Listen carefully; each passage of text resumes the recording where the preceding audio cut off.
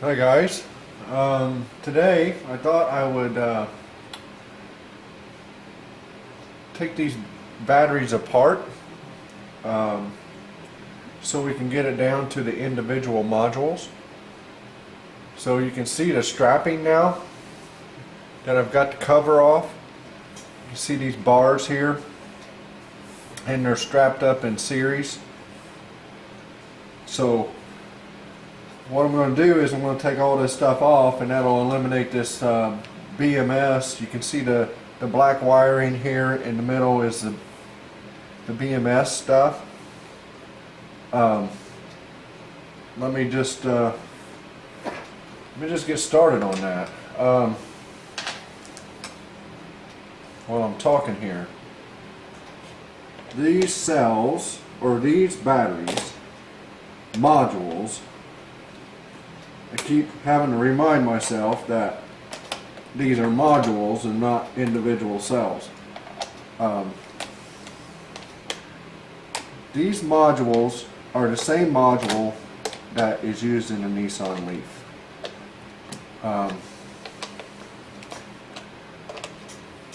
It's a nickel manganese oxide chemistry.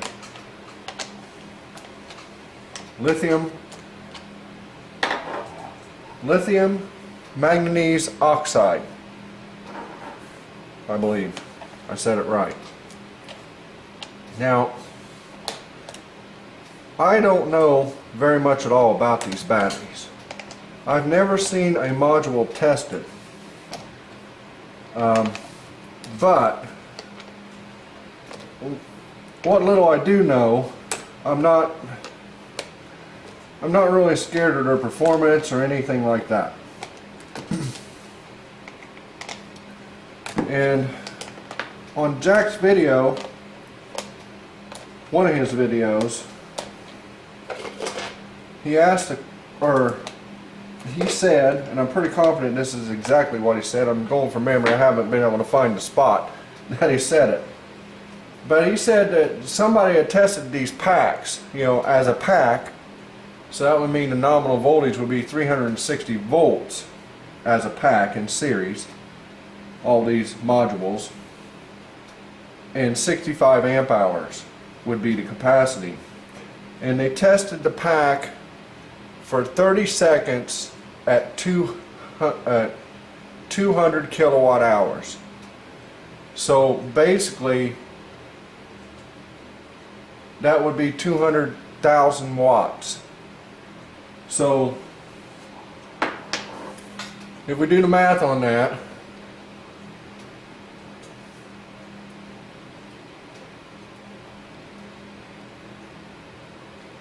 we have a 360 volt pack nominal voltage, and it's 65 amp hour capacity. So if we take the amps times the volts, we'll get the wattage. So 360 times 65 is 23,400 watt, or 23.4 kilowatt hours. So if we take that same 23,400 watts and they pulled 200 kilowatt hours or kilowatts off the pack for a 30-second burst, that's 200,000 watts. So we take 200,000 watts divided by 23,400 watts, because that is 1 C. C is the current capacity of the cell. I believe I said that right. I'm close. I know what I'm talking about. I may not be saying it in the right language. That's the problem. Anyway, we get 8.54. There you go. So it's the batteries delivered 8.5 C, or 8.5 times their current capacity. Now, that's pretty good. If all those numbers are right that I just talked about. Now, the way I'm going to use the batteries is we're going to put these modules in 3 strings, 16 modules in a string for 120 volts nominally. And then we'll take the 3 strings and put them in parallel. So each string has 65 amps, and when we put it in parallel, we'll add the amps. So then we'll have a 195 amp hour battery. So my controller has a 650 amp rating. That's the maximum that it will deliver. So if we divide that by 195, we get 3.3 C. So the battery has been tested to 8.5 C for a 30-second pull. So at 3.3 C, really, I don't think the batteries are going to sweat it. So hopefully that gives you guys some sort of an idea. I know there's a lot of guys watching this that don't maybe understand all this stuff, and I'm trying to explain it so that maybe you understand, you know, when we choose the batteries and all that, what we're trying to attempt to do with it.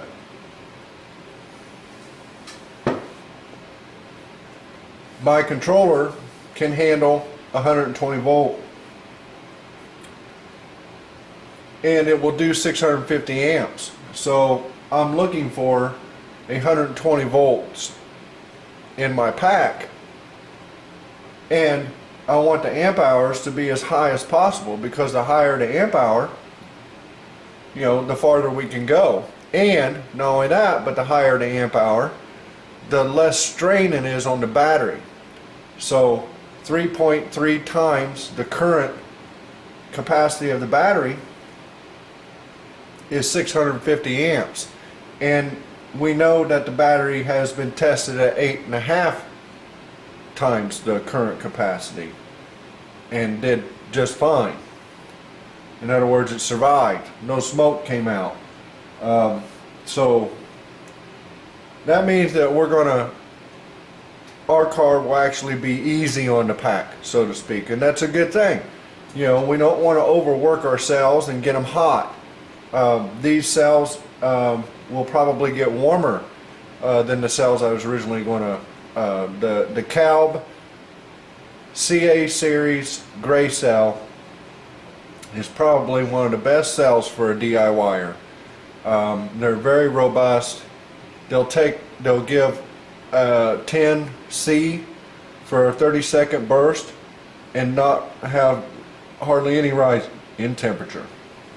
So, you know, that's a really good cell. Plus it's durable, it's robust. You could probably kick it across the floor and not hurt it. Whereas these things here, you know, they got this little tin can. Now, inside the tin can, I might as well start working while I'm doing this. Inside the tin can is 4 pouch cells in each one. Now each pouch cell is 32.5 amp hour and has a nominal voltage of 3.75. Now they take 2 of those cells and put them in series, which when you put something in series you add the voltage and you have the same amp hour. And then they take the other 2 cells in parallel, so they call it a 2S, 2P, 2 series, 2 parallel. So since we have 2 in parallel, you would add 32.5 and get 65 amps. And then you would add 3.75 since you're in series on 2 cells, and you would end up with 7.5. So each module is 7.5 volt nominal, and it's a 65 amp hour capacity. And I think I said all that correctly. Usually I'm not very good at that. So what I'm going to do here is I'm going to take all this stuff off, and then we'll be down to individual cells. We'll get to see the terminals. Each cell has 3 terminals. One is common between the two, basically we have 2 batteries inside each can. I hope I said that right. And I'll show you here when we get it apart.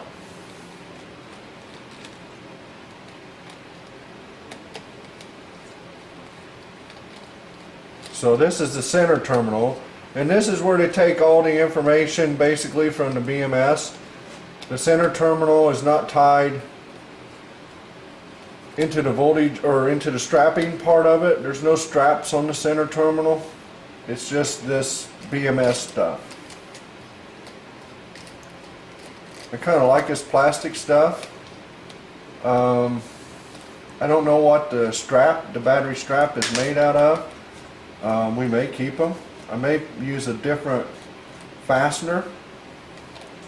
The bolts are magnetic, so I don't think they're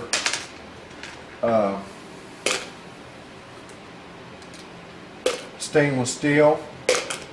I think I prefer a stainless steel fastener here in this case. And I prefer what's called a Nordlock washer.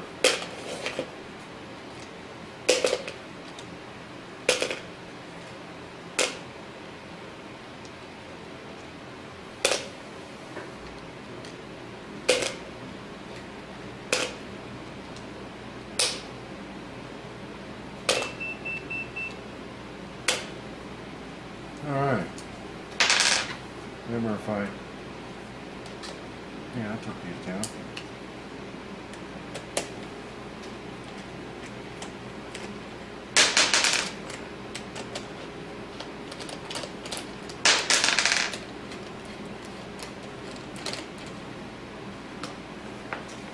So one of the tasks that we have ahead of us here is our batteries appear to be fully charged. So we're going to have to bleed those down so we can bottom balance the pack. Very important. And we'll talk more about that when I do it. But we have all this power in here, and we're going to have to drain it out. I thought about a couple different ways that we could do it. That would maybe be more, I thought about maybe we could hook up our motor and bleed it down that way, or, something along those lines. But I think what we'll do is I'm going to order some equipment, and I should be able to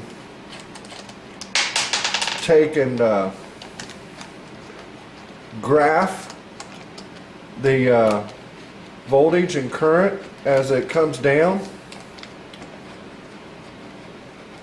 and we'll get a nice little graph of what it looks like, and show you guys what the curve looks like on it. And plus we'll know the capacity of each cell, assuming it's fully charged, which it pretty much is. So now I checked this before I started taking it apart, and I can only get 120 on it. I was getting 120.7 on this one the other day, so that's kind of unexpected. I didn't expect that, or and it could be temperature change. that's causing it as well. I'm not sure. The temperature has been fluctuating heavily in here, so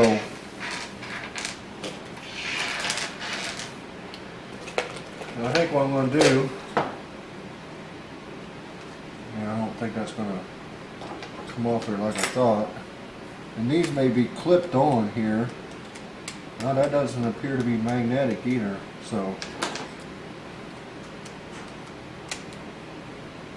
this little plastic doodad here is quite the deal.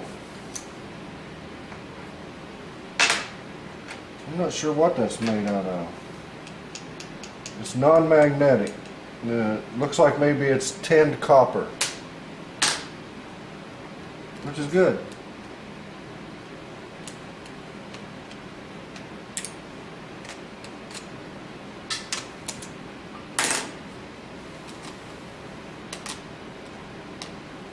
So I don't think it'll hurt me to get across 1 or 2 cells here. What would hurt me is if I got across the entire pack from here to here. I would imagine I would know I was alive if I did that. So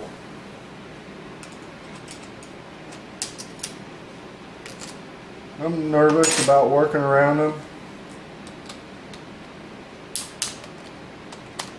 One guy told me to wear rubber gloves. That's cool, I guess, but the kind of nervous I am about it, rubber gloves wouldn't do you any good. If you got a tool or something across it, I'm not nervous about a little something from, you know, getting across 1 cell or 2 cells. I'm more interested in getting across 16 of them. And I keep calling them cells, and they're not. They're modules. So you have to bear with me. I'm going to have to try to break myself of that habit. So I'll just keep on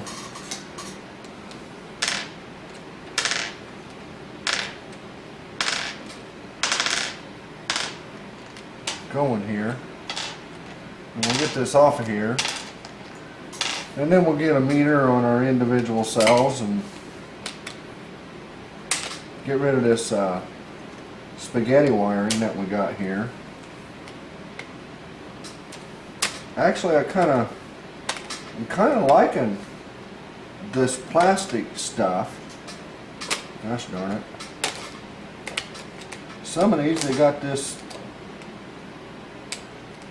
BMS crap on the back side, and then some of it they got them on the front. Now, what were they thinking there? Why did they do it differently?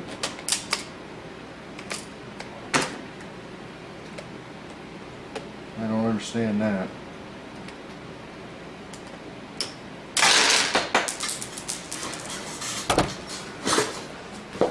Bolts everywhere.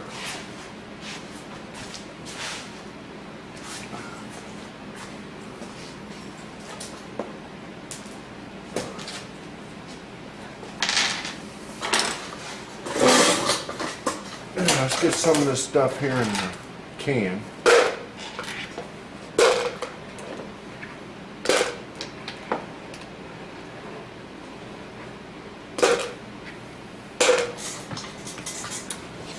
So it would seem, you know, one of the things that kind of got me being confident about this is that, you know, Nissan now has built about 50,000 Leafs, sold about 50,000 Leafs, and, you know, so the batteries can't be all that bad, although they claim they have some issues with the batteries out in the southwest in the warmer climates.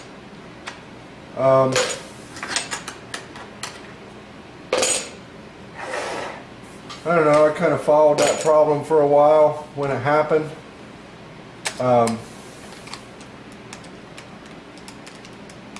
And to tell you the truth, I don't know if they actually had a battery issue or a BMS issue.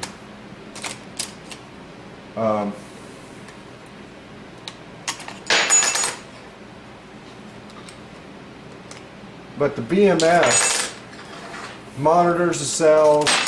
I don't know if it has I don't know if it balances the cells as they charge on the top end. Used to, a lot of BMSs, that's the way they work, which is wrong in my opinion. I know it's wrong, it's dead wrong. And you have to remember that this is a new technology and people don't understand it. Even the people building the cars don't understand it. And the reason why I say that is because if you it would seem that all the approaches to batteries are from a lead acid book, and these are not lead acid book batteries. I mean, when you start messing and playing around with these batteries, you don't even want to think about lead acid. I mean, nothing applies from lead acid to lithium. Nothing. So it's a completely different technology. You would never float charge, for example, a lithium iron phosphate cell. You would kill it. So, but as we go, we'll discuss and learn more about all of that. Now I'm thinking that this stuff ought to come off here, but I've got to make sure these clips are not going to tear off my terminals.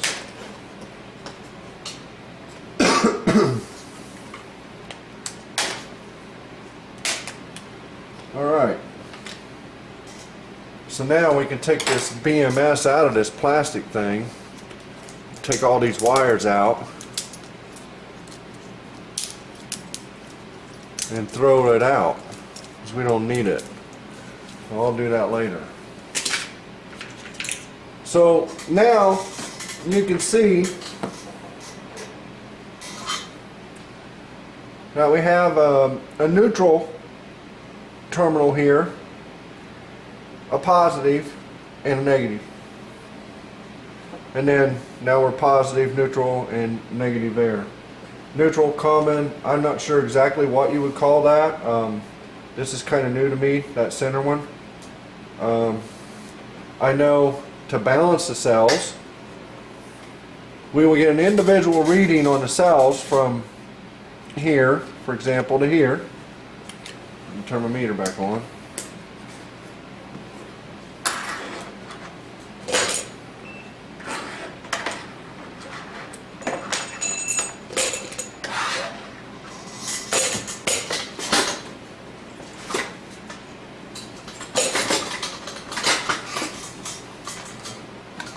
Okay.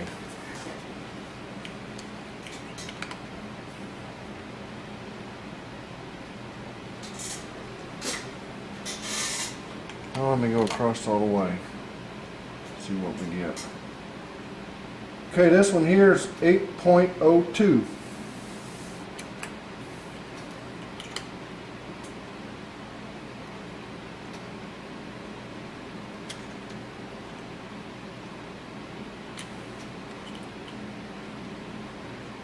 .1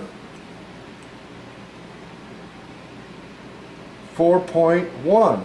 So the cell appears to be fully charged at 8 point, we would charge these cells at 4.1. Now they probably The BMS probably charged them higher than that. We won't go that high. There's no sense in it. The very last, 2 or 3%, or maybe even less than that, I don't know, is wasted really. And what it does is it generates heat in the batteries when you get them near the top or near the bottom. You generate more heat. So if we short charge it just a little bit, 4.1, maybe even 4.0, I don't know. We'll just have to see how they act. 4.1. 4.1. 4.1. 4.1. 8.2. I'm just going to go down the row here. 4.1. 4.1. 4.1. 4.1. This is really nice that these are all this even. All of them, 4.1. Actually, oh, I'm sorry, 4.01. They're all 4.01. I'm sorry.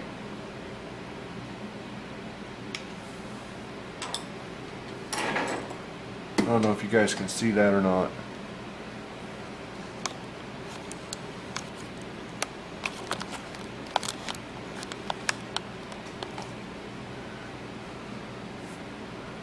There you go.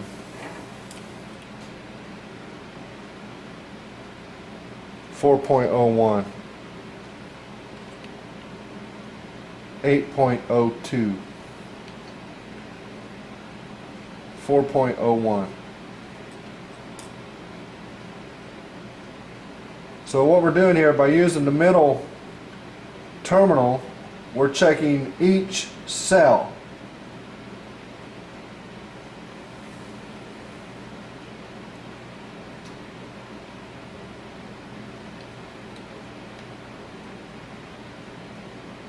Or each,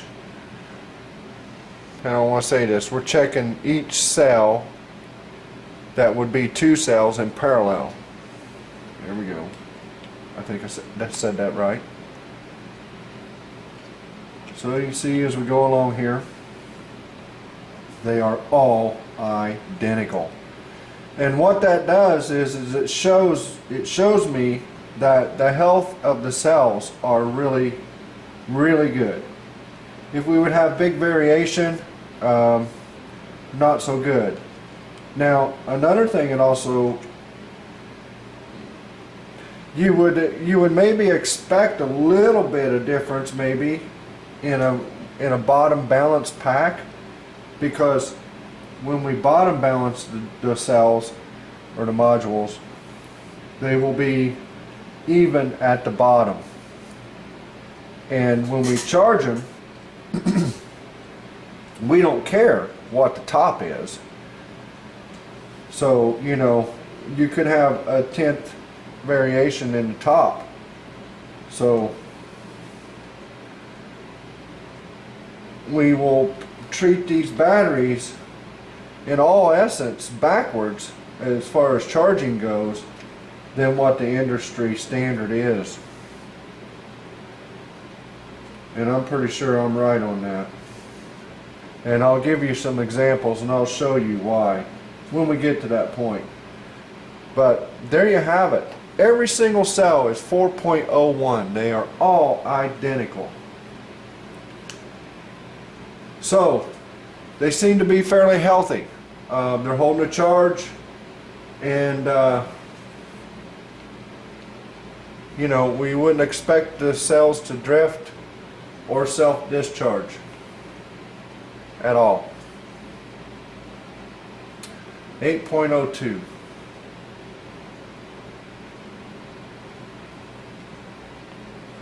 So now I tried to explain a little bit about the battery Like I said, we're going to pull about 3.3 C is going to be our maximum draw on these batteries, and that should suit the batteries just fine.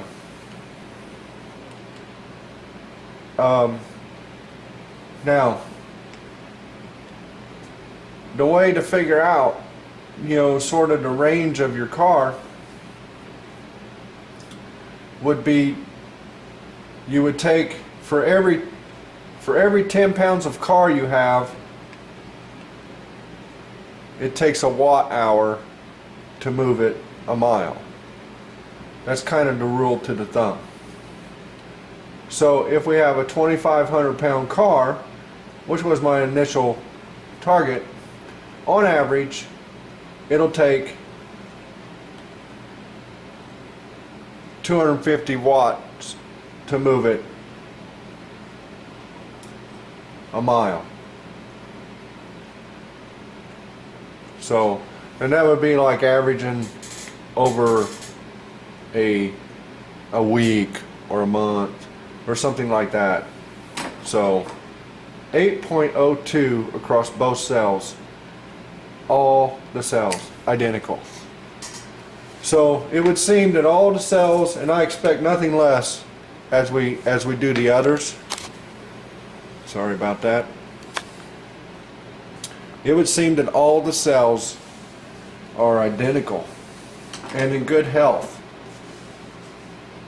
So now what we need to do, I believe we're going to bottom balance these at about 3 volts. At 3 volts we're done. There's nothing left in the cell. Nothing worthwhile anyway.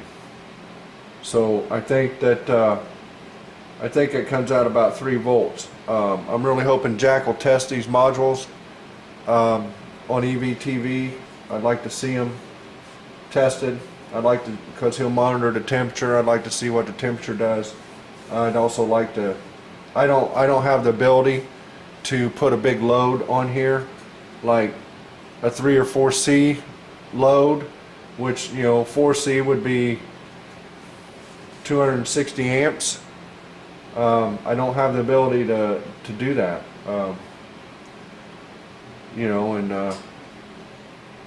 So I'm kind of hoping that he'll test them and we'll know exactly what we have. But I'm really happy about it, and we got to tear them apart anyway. I'm going to continue on down here and take the rest of these apart. And initially I was thinking I wanted a braided strap. I wanted a braided strap would have some give to it. In a car, it's inherently a big vibration, or it's vibrating all the time as it goes down the road. So you have some movement, but these things are so well confined. I'm wondering if I could, do away with that. Something to think about. These straps are made for this plastic piece here, up here. And I like this plastic piece. It's really nice to go over to terminals. Like I said, I might change the hardware and add a Nord-Lock washer. If you don't know what a Nord-Lock washer is, Google it. It's the ultimate washer, in my opinion. So that's where we're at. And I wanted to kind of maybe give you guys some language, current output. We talked about, that's the C rating. We talked about the voltage a little bit, even though I'm still a little unsure on exactly what we'll charge them to and what we'll bottom balance them to. I'm going to do some more research on that, but the lithium manganese oxide cell is a different chemistry than the lithium iron phosphate cell, which is the cell that I was always going to use. The voltage is a hair higher with this cell than the lithium iron phosphate cell. and so the bottom balancing will be a little bit different, and all that. But hopefully we'll get some equipment in here and we'll be able to plug it into the computer, and you guys will actually be able to watch as we draw one down, and we'll be able to print it out. We'll have a graph, and you can see the charge or the discharge curve, and all that stuff, and it'll be more self-explanatory. And any of you guys that are a little bit lost in understanding what's going on here, hopefully it'll be a lot more clear if you can see a picture of it. So that's kind of all I got on the batteries right now, and we'll just end it right here. So thanks for watching, guys. Appreciate all the comments. I'll probably make a video on weight and weight distribution, my thoughts on it. So watch for that to come up next. Alright guys, take it easy.